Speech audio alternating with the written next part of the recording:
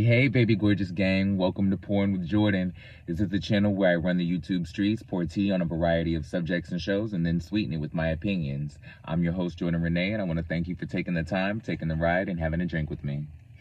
All right, y'all. We back. Part 3, Real Housewives of BS reunion. And we're back with more BS. I told y'all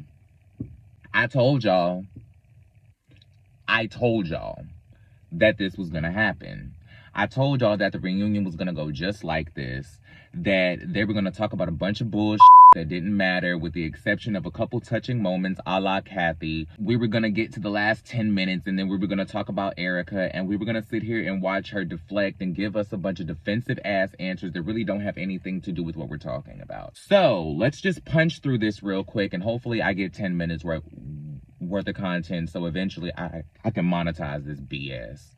Kyle and Kathy, that was cute, but Kathy, I need you to take accountability for the fact that you won't even watch American Woman to debunk your own fears about why you were so upset about watching it. That doesn't make any sense to me. You stopped speaking to this woman for years at a time and you won't even watch the show that caused you to not speak to her? I don't understand that. Mind you, I love you. You're an icon. One of my good friends, Adam, is your honorary son. He's the A to your B to the C, as he would say. But, girl, yeah, listen, I ain't no damn Hilton, so I'ma just call it how I see it. You really should give Kyle the chance to actually show you the show. Like, you saw a trailer. So all right then, I'll work with what I got. What in the trailer caused you to have such a crazy reaction? I'm gonna go back and watch the doggone trailer and we're gonna talk about what exactly was the problem here. Because I do not understand why this is such an issue. Because I saw the trailer when it came out. I haven't seen it in years, but I just don't understand why there was such an issue. And then on top of that, y'all weren't talking for 10 years. So really, it wasn't American Woman, because American Woman was not 10 years ago. Like, it was not 10 years ago. This was like maybe 3-4 years ago. So why weren't y'all talking to begin with? Was it the limos scene in the beginning of the show? Like, what's the problem? Because y'all haven't been talking for 10 years and all we're talking about is American Woman. So I need to figure out what's that about? I appreciate that the reason why, because I got an answer to a question that I had in the last episode. I was wondering why it still affected Kathy so much about her mother's passing. And it's literally because she's just like her. I think I might have said in the last video that she's probably just like her mother. And she was probably the closest to her mother. That was probably what I said. And Kyle confirmed that for me.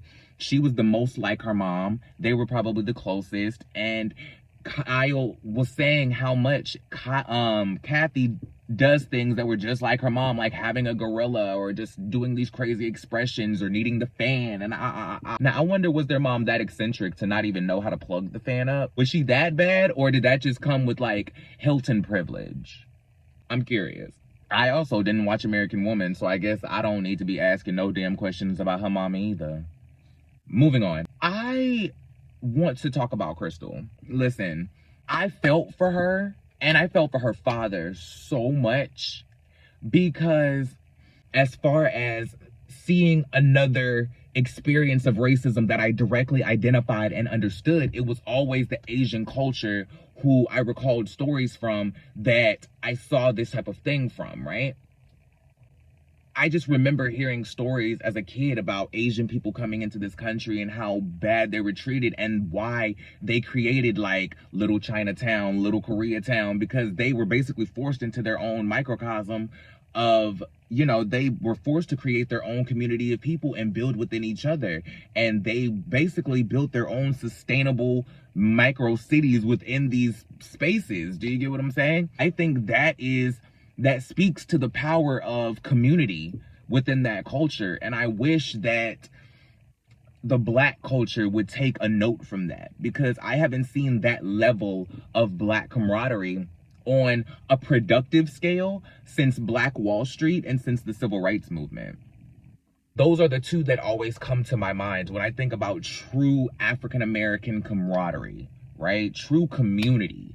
That is the last time I truly can really think about that happening. I wish that we would extract ourselves out of this crabs in a barrel mentality and stop trying to get over each other and try to build with each other. That is why you always see me shout out my friends on my YouTube videos. This is why you always see me shout out Judgy Justice, Janelle Sunshine, Bad and Bougie, The One Kristen. This is why I always shout out these people. Kiki Wilson, who's now my good Judy after we went live last night. Me and her have always Kiki down in the comments, but after we got to speak and like actually interact with each other last night, she is the homie. Love her. This is why you'll always see me spreading my platform around and not being afraid to ride the wave with my friends. Like, I don't want to be at the top if I ever get to the alleged top by myself. Like, I want to be there with my crew of YouTubers who we came up with. Like, I want to be somewhere at VidCon 10 years from now reflecting with Bad and Bougie and with Judgy Justice and with Janelle, all just sitting out kikiing and talking about, damn, like, can you believe we started at Hot Messy Topics and they're still late and Adam and Jason still ain't got the Roscoe so we can eat this damn chicken and waffles? Like, where are they at? You know I had to throw my boys in there too. Kempire, if you still free 10 years from now, we want you to be at the party too. No shade. Because all of y'all like really make up my YouTube crew. On top of all of the Baby Gorgeous gang that comments, that shows love, that watches all the videos, that likes every video, that tunes into the live chats, that hypes me up, that shows me so much love. Like, every single one of y'all, like, y'all are the homies to me, right? It's the ones who I am on camera with consistently that I always shout out because I want to help them build their platforms just like I want them to help me build mine. Do you get what I'm saying? I wouldn't be here if somebody didn't help me build this. Do you get what I'm saying? If Up and Adam and Down with Jason and Kempire have never brought me up on their live, shouted me out, told y'all to go subscribe to me, then we wouldn't be here today. Do you get what I'm saying? Baby Gorgeous gang would not be a thing, okay? I give credit where it's due and I give homage where it's necessary, okay? I give flowers. So that's really what I want to do. And I don't just want to give flowers to the people who put me on. I also want to give flowers to the people who I also enjoy and who I also rock with and who I also deal with. Like, it's not just people that I'm fans of or just people who have done something for me. I'm genuinely cool with Adam, Jason, and Kempire. I'm genuinely cool with Bougie, Bougie, Justice, Kiki, like Janelle. Like, we're all genuinely cool. Do you know what I'm saying? So, like, I love that the Asian community truly is known for that kind of, that stick with family camaraderie and like build with each other, and it's not like a competition with each other as far as I can perceive. Now, Asian people drop down in the comments and let me know if I'm just full of and I don't really know what the hell I'm talking about. But I felt for Crystal, and I felt for Crystal in the exact same way that you feel for Garcelle. Like, you understand exactly what that feels like. And that's why I think I've always had an affinity or a special place in my heart for Asian people, because I directly understand them in different ways. Like, I understand what it's like to be picked apart and made fun of just for physically looking different than a white person. I understand what it's like to experience racism. I understand what it's like to walk into a room and automatically be looked at with, just because you don't look Eurocentric. And the crazy part about it is, didn't the first founders of America come here to get away from European standards of living in the first place?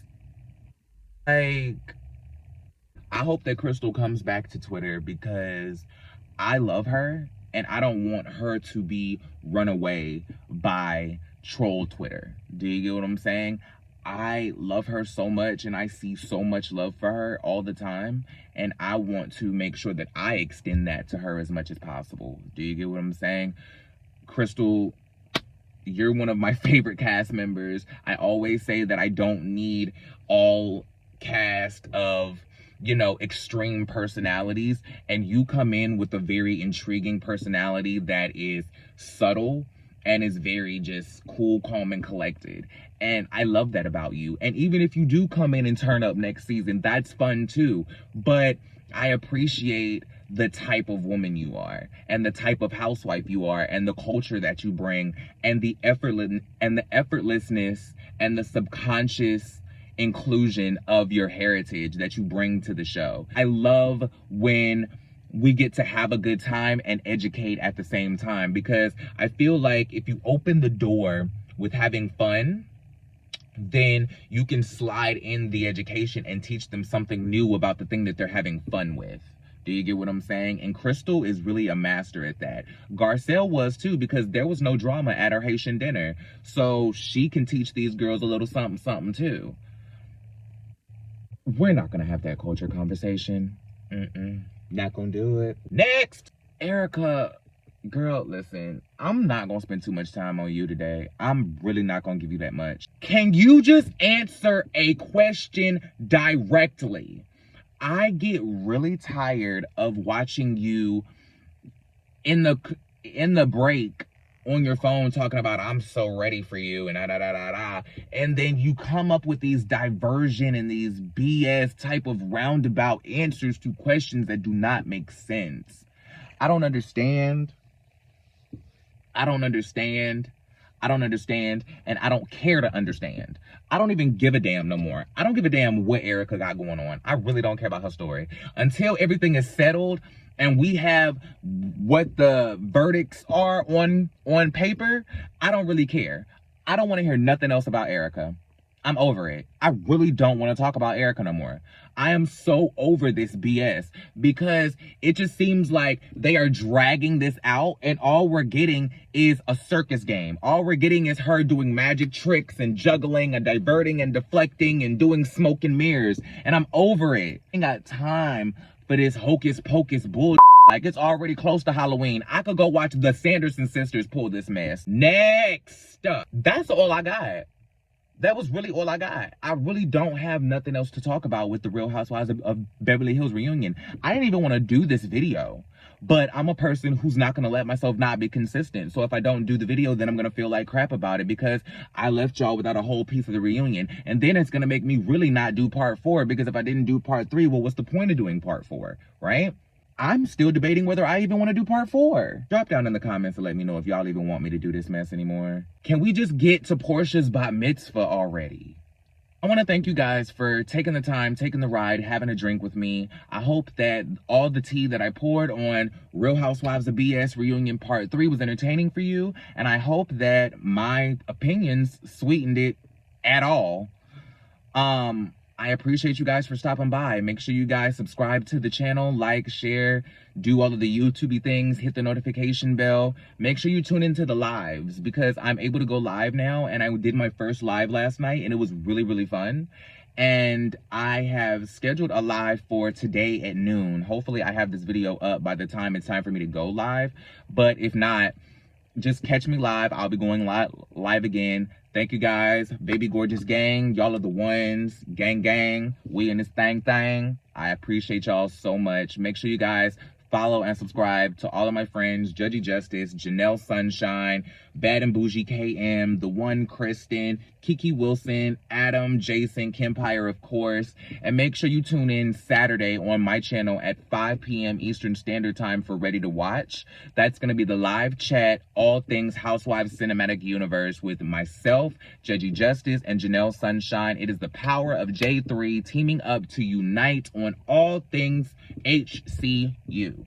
So hopefully we see you Saturday at 5. Thank you guys so much, and I'll holler at y'all on the next one. Peace. Bye, baby gorgeous.